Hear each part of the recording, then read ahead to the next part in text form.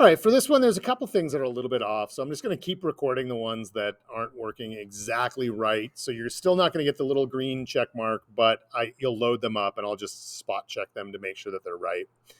All right, so with this, when capturing multiple pictures at the same time, you get different exposures. And so sometimes there's certain areas that are darker and lighter, especially if you're going to try to do a panoramic view.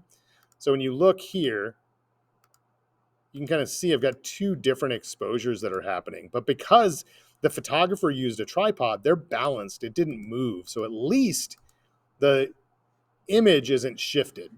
So what we're going to do is we're going to click on next and we're going to try to merge these together. So there's actually a script, a little program that's built in that will allow you to try to automatically do this. So what we're going to do is we're going to go to File, Scripts, and Load Files into a stack. So we're going to click on next. This top layer is named ground.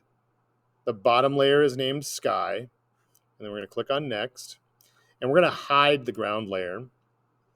Now, right now, the sky is the only layer that's showed, and it's exposed properly for this top portion. So this part looks good, but this part doesn't look good.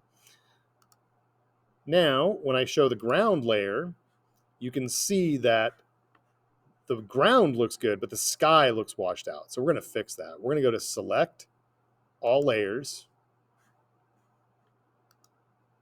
I'm going to click on Next. I'm going to choose the ground layer, make that active, and then I'm going to select the sky. So now this has found the edge. Just like the select subject, it may not do a good job if it didn't have strong contrast between one area and another. There's like a big difference between the sky and the dark area here. If not, we'd have to go back in and just kind of clean up the selection a little bit using your quick select or the lasso or other methods. So now I'm going to click next. And that didn't do anything on here. So this is where it became a little bit of an issue. What I'm going to do is instead of using the stack script that they have built in, let's just take a mask. And I've applied the mask to this, but now it's done the opposite of what I wanted. So what we can do is notice this, when there's a little white box around it, means the photo is selected. That's the thumbnail. When I click here, see how there's the little white lines? That's showing that the mask is selected. So you want the mask selected on this ground. And what I want to do is I want to reverse the color. I want to hide the ground. I want to hide the sky and only show the ground. If I press Command on your keyboard and the letter I, it will reverse these. So go ahead and try that. Command I. What that just did is it made the sky from the bottom layer show up on the top layer. Then what we can do is we can come in and do an adjustment on top of this. I'm going to go ahead and do a photo filter. It's going to use the same photo filter we did on a previous one. I'm going to use this warming filter. I'm just going to kind of drag this around and see. That's a little too much. I don't know, about 17% or so. Didn't really do a lot, but see, it kind of brought a little bit of color in here. So that's not really doing a huge amount. But what this did is that really gave you the properly exposed sky with the properly exposed foreground. And then I just balanced it out just a little bit. If you want to try something else, you can come in here and do a curves adjustment. Curves, this, I don't know if you learned this in photography or not, but you've got this thing called a histogram. This is showing you all of the dark pixels. Each one of these little dots represents a pixel in the image.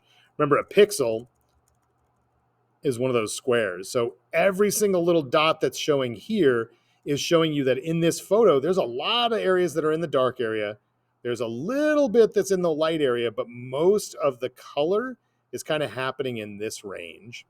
So if I take this and I come down here to about this spot, kind of in the middle of this square, I can actually drag this down and it makes the whole picture darker. I can bring this up and it makes the picture lighter.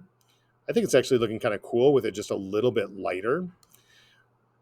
If you scroll this down and you look at where this dot is, if you just click it, like I'll pull that off and take it away. So if you end up adding too many dots on here, just take it and drag it off and drag it off. So I'm going to click one here and I'm going to bring this up just a little bit. So with that dot selected, you can actually just type in these numbers if you want the exact same setting I have, 88 and 104. So this is showing you a way to be able to brighten it just a little bit.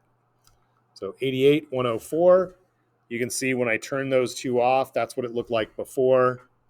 That's what it looked like after. But the biggest thing was that getting the sky to actually match up with the ground, I think created a much better looking photograph.